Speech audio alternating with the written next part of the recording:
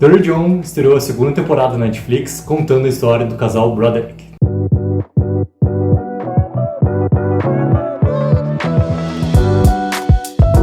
Então, galera, não tinha assistido a primeira temporada de Dirty John, e logo que estreou a segunda temporada, eu acabei maratonando as duas e acabei assistindo toda essa história, tá, de uma vez só.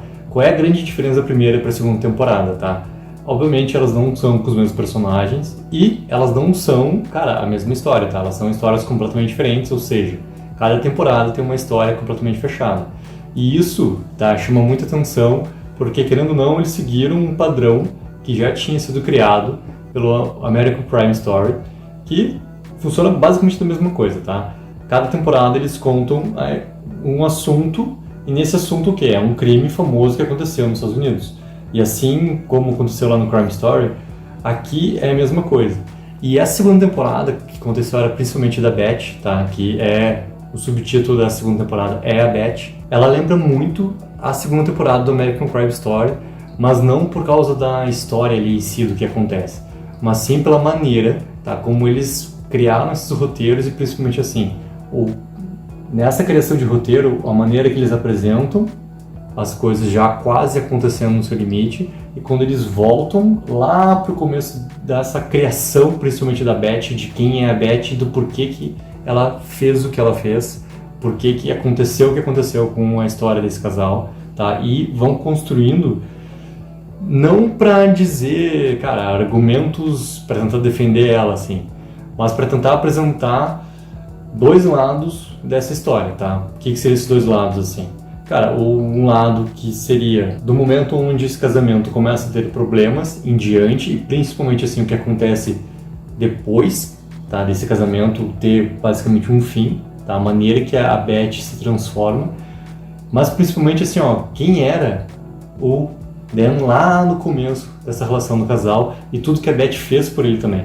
Então, assim, essa maneira que eles criaram, toda essa estrutura de roteiro, tem muito sim a ver com a maneira que foi criado pelo American Crime Story, tá? Nessa segunda temporada que eles contaram lá na história do Gianni Versace, que também é ótimo, também vale muito a pena assistir. E dentro disso, dentro de toda essa estrutura que tem na segunda temporada, e por ser um caso real, eles têm muito cuidado, tá, em deixar claro não só a questão de datas, mas deixar claro assim, ó, a sucessão de acontecimentos junto da cabeça da Beth, porque a Beth tem momentos que ela perde um pouquinho até de, digamos, sanidade, assim.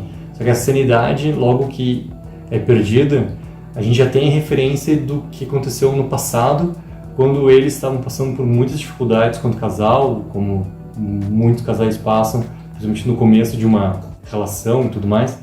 Então, isso tudo vai batendo pra gente, assim, como, cara, não é pra justificar nada, mas ao mesmo tempo, assim, ó, ok, eu tô entendendo o ponto que aconteceu para essa mulher chegar a fazer o que ela fez, mas principalmente assim, ó, para tentar fazer com que eu sinta algo que ela está sentindo naquele momento e algo que ela não tem controle, porque isso a série vai mostrando, assim, muita coisa que a Beth vai fazendo e avisam e ela não escuta, e ela diz que sim, e ela diz que não vai mais fazer, e ela vai lá e faz de novo, e, né, ela vai mostrando esses momentos de não ter mais lucidez, não ter principalmente autocontrole, não aceitar nada do que aconteceu. A gente vai indo junto com ela, e a gente, ao mesmo tempo, por ser uma história real, a gente já, querendo ou não, já sabe o final de tudo, tá? A gente já sabe o final de toda essa história, do que vai acontecer. Só que nada disso adianta se eles não conseguirem contar isso